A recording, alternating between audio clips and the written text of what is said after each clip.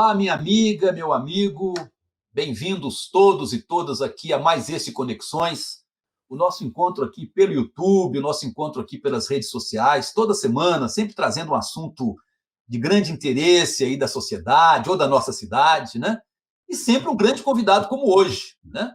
Nós temos aqui a honra e a grata satisfação de estar recebendo aqui no Conexões Ribeirão o nosso grande amigo Antônio Alberto Machado, né? Ele que é ex-promotor de justiça aqui em Ribeirão Preto, professor livre-docente da Unesp, enfim. Ô Machado, grata satisfação de estar recebendo você, viu? Bem-vindo, meu querido. Obrigado, Lages. É uma alegria também muito grande poder estar aqui no seu programa, no Conexões, falar com você, que é uma das grandes cabeças respeitáveis em Ribeirão Preto, do campo que reflete, que luta politicamente no campo democrático. Para mim é uma satisfação muito grande. Agradeço o convite e ter a oportunidade também de falar aos seus espectadores aqui do canal. Agradeço muito essa possibilidade, a produção do seu programa, que foi muito diligente e gentil comigo. Muito obrigado, é uma satisfação.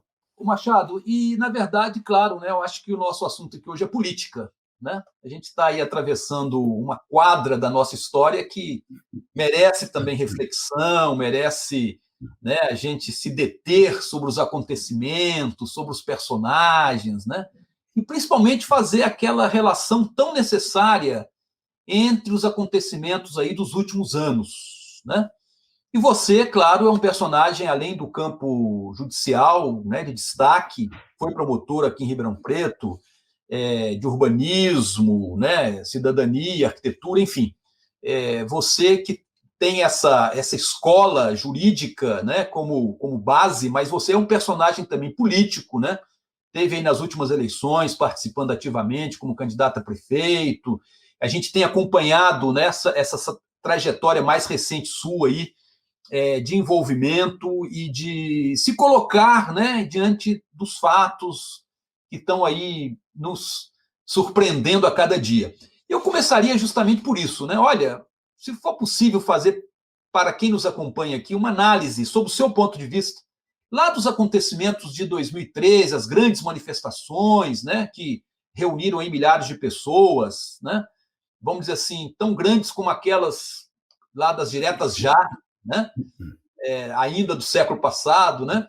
Depois nós tivemos aí o golpe de afastamento da presidente Dilma, até chegar na eleição do Bolsonaro, até chegar nos fatos que estão aí atualmente, né? Você faz alguma relação entre tudo isso ou não? Ou são fatos isolados? O que você acha? Eu acho que são fatos que estão organicamente ligados numa cadeia em que uma coisa foi desencadeando a outra, né? Você vê que nas manifestações de junho, elas começaram com uma reivindicação que era compreensível e legítima do movimento Passe Livre, né, contra o aumento das passagens de ônibus, né? A partir dali, esse movimento foi replicado em várias cidades e tal. Eu, na minha leitura, acho que, de maneira oportunista, a grande mídia corporativa percebeu que aquele movimento, aquela insatisfação que se manifestava ali poderia ser ampliada, e foi, com uma semana, começaram a surgir as passeatas e os protestos em várias cidades e capitais do país, com uma velocidade do fogo no palheiro, dando a impressão, e hoje eu tenho a certeza, de que aquele movimento foi insuflado a partir dos protestos do Passe Livre. E na internet já haviam alguns movimentos sociais biônicos fabricados por esses think tanks da direita, da extrema-direita, como o Movimento Brasil Livre, e nas ruas e outros movimentos, estavam preparados ali na internet já desde alguns anos e se envolveram também no embalo daquelas manifestações. Aquilo gerou, né, a insatisfação, a reação contra o governo do PT, vem a reeleição da Dilma, e a direita, e inclusive a extrema-direita, não aceitaram aquela reeleição, porque eles já não aceitaram a reeleição do Lula, né? Depois, a primeira eleição da Dilma, perder 4 eleições seguidas para um partido de esquerda era insuportável. Aí aproveitaram aqueles protestos na Copa do Mundo, muitos políticos da direita diziam não vamos deixar a Dilma governar, né? Até o ex-governador de São Paulo usou uma frase bem emblemática, vamos sangrá-la para que ela, portanto, não tenha condições de governar o Brasil. 2016 culmina com o golpe, aí há uma convergência de fatores, né? Daquela convergência de fatores que costumam derrubar os grandes aviões, acabaram derrubando a nossa democracia e deu-se a ascensão da extrema-direita. E deu no que deu, né? Você terminou bem, deu no que deu. Aí eu queria exatamente, Machado, focalizar esse deu no que deu, né? Como é que nós chegamos a esse desatino, né? Antes até de você analisar politicamente o fato, né? Mas assim, o que está acontecendo hoje, resultado da eleição de 2018, né? Com a eleição de um candidato de extrema direita, que além de ser extrema direita, é uma figura completamente além de qualquer racionalidade, além de qualquer plausibilidade, né? Como é que você analisa a eleição presidencial de 2018? Como é que foi possível chegar a esse ponto? Lages, eu penso que houve mesmo um concurso de causas que, historicamente, é muito difícil de acontecer. Veja, você tinha o PT, que vinha sendo atacado desde sempre, praticamente, mas desde que assumiu o poder, né? Isso culminou com a deposição da Dilma, né, o impeachment de 2016. A Lava Jato estava a todo vapor, né? Hoje a gente viu mais claramente perseguindo o PT e o ex-presidente Lula. O Bolsonaro surfou, né, nas ondas da Lava Jato, junto com o Sérgio Moro, né? Aí vem a facada, né? Ele, Bolsonaro, um homem que estava na política há mais de 30 anos, conseguiu se apresentar como um antissistema, como alguém que vinha de fora e que estava disposto a mudar tudo o que há na política brasileira e, portanto, se apresentar como novo, né? Isso tudo vai afunilando até que o favorito nas intenções de voto, que era o Lula, é preso, um pouco antes da eleição, e aí o Bolsonaro ficou com o céu de brigadeiro para caminhar até a vitória. Ninguém segurava mais.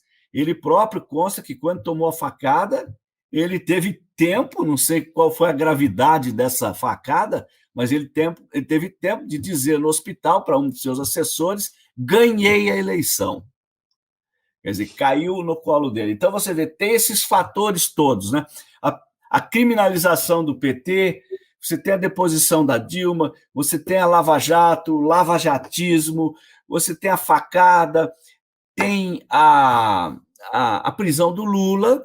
Tudo isso abriu o caminho para esse desastre que nós estamos vivendo hoje, eu acho. O Machado, e esse desastre, ele, na verdade, se exacerba mais ainda com a pandemia, né?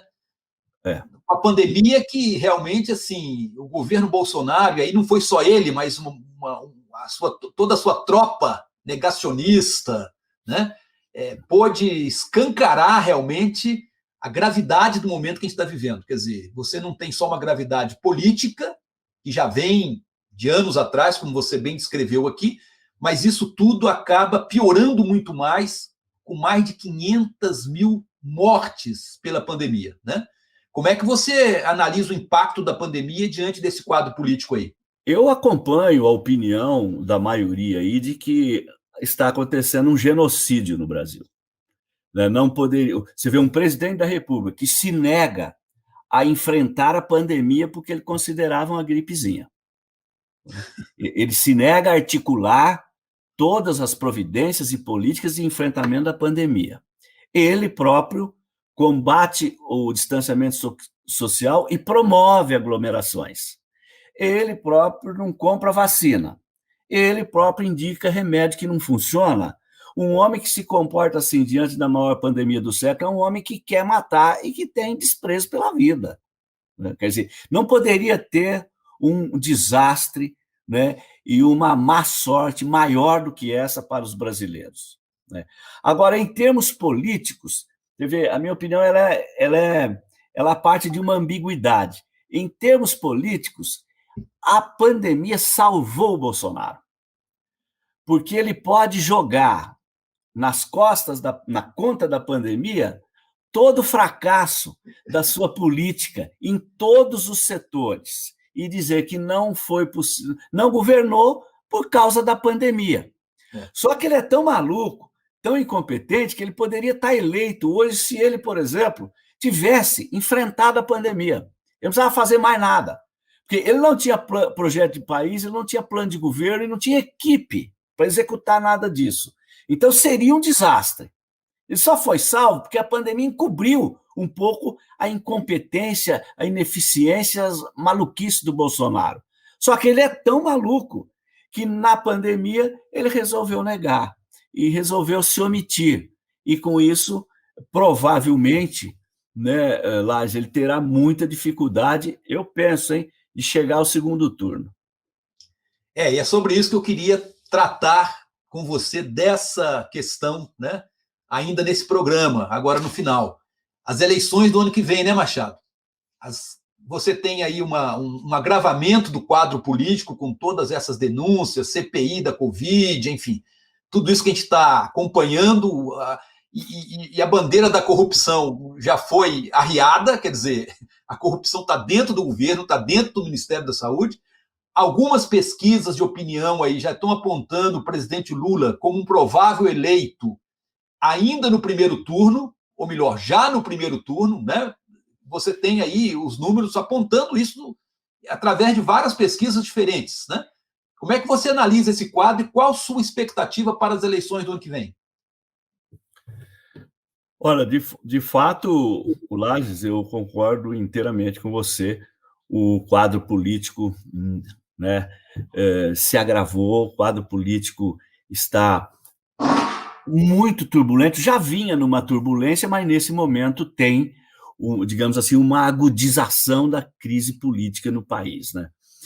Eu acho que a eleição do ano que vem, eu costumo dizer que ela é o Rubicão da democracia brasileira. Né? Atravessar 2022 vai ser um desafio para a nossa democracia e para os democratas, porque o Bolsonaro dá sinais insistentes de que vai dar golpe. E eu acho que o Bolsonaro é capaz, né, isso é da índole dele, do discurso dele, né, expresso, inclusive, ele é capaz de, se vencer, né, recrudescer o seu projeto autoritário e comer a democracia por dentro que nem cupim. E, portanto, ampliar o seu projeto com mudanças legislativas que amordassem imprensa, que amordasse o STF, que amplie os seus poderes, mais ou menos no modelo do Viktor Orbán na Hungria. E, se perder a eleição, ele está sinalizando, já com essa história do voto impresso, que não vai aceitar, tentando agora seguir o caminho do Trump. Né? E, para isso, ele está aliciando o baixo oficialato das Forças Armadas, uma parte da cúpula, as polícias militares estaduais, a segurança, os trabalhadores da segurança privada, os milicianos, aí mais ou menos no modelo daquilo que aconteceu na Bolívia. Ele tem, portanto, um projeto golpista. Esse projeto precisa ser derrotado na urna. E eu acho que, para imunizar qualquer reação dessa natureza do Bolsonaro, era fundamental que ele perdesse no primeiro turno. Se ele for para o segundo turno e recrudescer a polarização, eu acho que ele dificilmente vai aceitar o resultado. E eu não sei se as nossas instituições estarão funcionando bem, porque eu não acredito que elas estejam, né? Como funcionaram nos Estados Unidos na hora que os malucos trumpistas invadiram o Capitólio e aí as forças de segurança foram capazes de dominar aquilo. Né? Aqui no Brasil, eu tenho dúvida. Então, acho que essa eleição de 2022 é a prova de fogo da nossa democracia.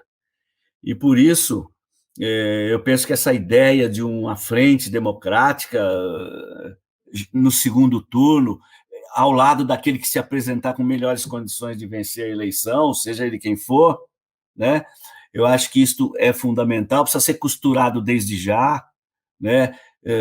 Os democratas conscientes, comprometidos com a democracia, já perceberam isso. É um pouco difícil no Brasil construir essa frente, mas ela é importante, nós temos de pensar nisso, porque agora a nossa democracia vai correr o maior risco que ela correu desde a turbulência que instalaram de 2014 para cá. Você está alertando aí uma situação grave, né? Quer dizer, 2022 é a prova de fogo, né? Prova de fogo. É o que nós temos aí pela frente, as eleições, todos esse aspecto aí de ameaças à democracia, é complicado, né? Eu, quando ainda estava no Ministério Público, fui designado pelo Procurador-Geral para compor um grupo que ia analisar as conclusões da Comissão da Verdade Estadual. Sim. Isso em 2015, né, antes do golpe da Dilma.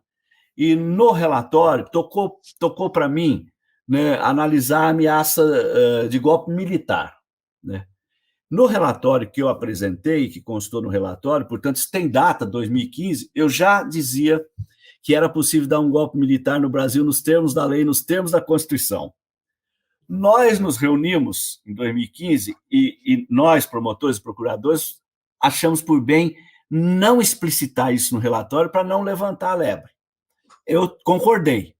Né? Agora, no ano passado, os procuradores que estavam reunidos com a gente lá me ligaram para ver se o meu texto ainda estava comigo sobre atualizado o texto de 6 anos atrás. 6 anos atrás. Eu disse, não, está aqui, está o texto aí, o roteiro do golpe ou autogolpe, né? Ô Machado, que bom a nossa conversa aqui hoje, meu querido. Só tenho a agradecer muito a sua vinda e com certeza vamos estar conversando aí sobre esses assuntos, né, mais para frente em outras oportunidades, tá? Muito obrigado aí por ter vindo, tá? Muito bem, Lázaro. Obrigado, eu que agradeço o convite, me sinto muito honrado. Foi um momento especialmente gratificante para mim. Vamos continuar conversando e eu tenho certeza que até 2022 vamos continuar lutando na mesma trincheira. Isso aí, sem dúvida. Meus queridos, minhas queridas, vamos terminando aqui hoje mais um Conexões Ribeirão, né? Vai lá no YouTube, se inscreva lá, bate o sininho, né? Nos acompanhe aí também pela nossa página www.professorlages.com.br, né? Nos acompanhe pelas redes sociais. Foi uma grata satisfação estarmos juntos aqui hoje, né? Ouvindo, conversando aí com o Machado, né? Um grande abraço, um beijão para todos e todas.